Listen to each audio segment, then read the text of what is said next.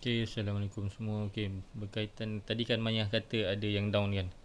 So basically ni macam nasihat ringkas lah untuk siapa-siapa yang sahabat-sahabat kita, korang-korang yang down. So basically kalau kita rasa down, kalau kita rasa depression tu, kita kena ingat balik. Kalau boleh kita ingat balik kenapa kita masuk architecture ni, kenapa kita masuk U, kenapa kita masuk USIM ni, untuk siapa. Kita kena muhasabah balik, kita ingat balik untuk mak ayah kita ke, untuk family kita ke, apa yang kita sebenarnya kenapa kita masuk, untuk minat kita ke ataupun untuk passion kita je. Sebab apa, benda ni kalau kita bersungguh semangat, kita kena kita kena enjoy, sebab kita tahu, sebab kita kena ingat balik the feeling yang kita ada masa kita awal masuk dulu, semangat yang kita ada masa kita awal masuk dulu. Kita nak kena beli, kita kena tahu yang benda ni senang cerita dah nak habis lah. Korang memang senang cerita dekat fasa akhir lah. Kalau dekat 4 kali 100 ni, kira kalau dekat yang 4 kali 100, korang adalah pelari pecutan akhir.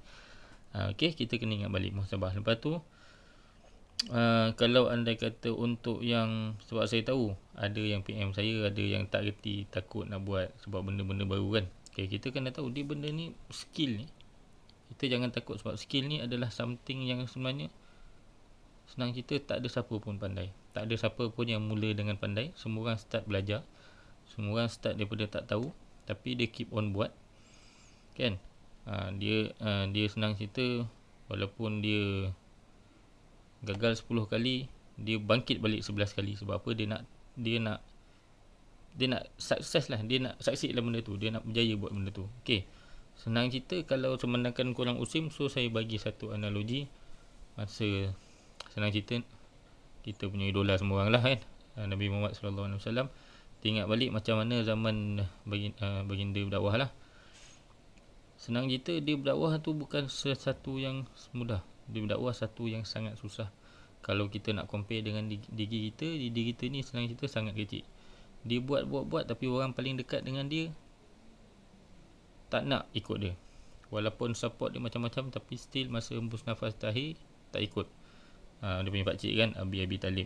Lepas tu apa lagi, walhal benda tu daripada awal memang Abi Talib support dia, cuma dia tak ikut dia. Kalau dia down, agak-agak Islam ada tak sampai zaman sekarang? Tak juga. Lepas tu macam mana senang kita, pakcik dia juga yang sangat happy masa kelahiran Nabi SAW, dia jadi musuh nombor 1 Nabi kan, Abu Lahab kan. Kira masa Nabi lahir, dia salah seorang yang paling happy. Tapi bila Nabi start dakwah, dia terus celakalah engkau Muhammad kan, semua kan. Sampai ada keluar surah Al-Lahab kan, pasal dia betapa bencinya dia dengan Nabi kemudian tu. Tu pun dugaan juga lah, sebab daripada macam mana bila kita buat something, tiba-tiba ada datang dugaan kan. Lepas tu masa perjalanan tu dia punya mungkin satu lagi saja tambah lah. Masa pakcik Nabi juga, Hamzah kan, Hamzah masa perang Uhud meninggal kan, meninggal syahid masa perang. Tu pun dugaan untuk Nabi juga. Tapi benda tu dia teruskan sampai sekarang. Islam ada walaupun Nabi dah wafat dah 1400 tahun, tapi Islam ada sampai sekarang, kuat sampai sekarang kan. Kotak kita kat Malaysia ni, kalau ini memang kita tak tahulah macam mana Islam tu kan.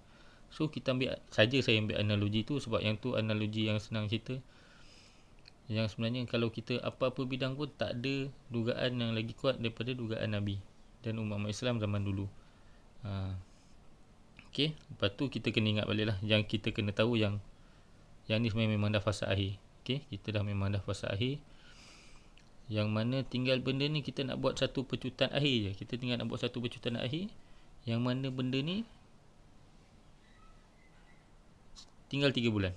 Okay, so kita kena tahu yang sebenarnya kita dalam satu lorong, ataupun kita dalam satu maze ni, yang kita memang sebenarnya kita senang cerita, kita dah nampak pintu keluar, kita dah nampak cahaya kat ujung. Kita mungkin dah nampak siluet mak ayah kita, mungkin kita dah nampak siluet kita punya set degree kita, mungkin kita dah nampak siluet bakal suami isteri kita kan.